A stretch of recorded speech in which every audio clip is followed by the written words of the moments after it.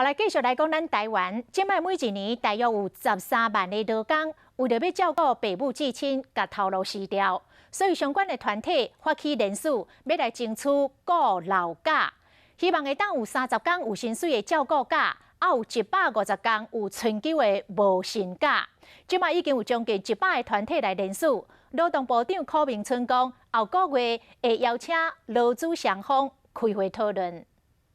会很负面的想法，就是真的会很悲观。蔡先生是孤囝，因为厝内2个老拢失智，伫工作家庭之间，纳入双头烧，希望政府赶紧提供照顾老人的假，可以有休喘的空间，让我们就是至少可以让老板不会那么不开心呐，然后也不用每天就很怕说老板会不会把我 fire 掉这样子。对，因为真的会很怕说，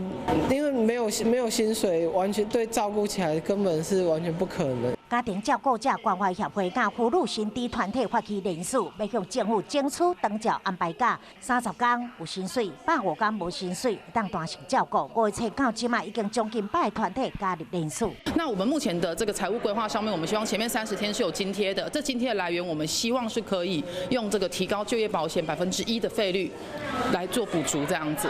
人口老化严重的日本，每当提供93天的顾老假，劳动部已经收集各方的建议。部长柯明春嘛承诺6月会邀请劳资双方开会讨论，希望会当有对策，因应人口老化带来问题。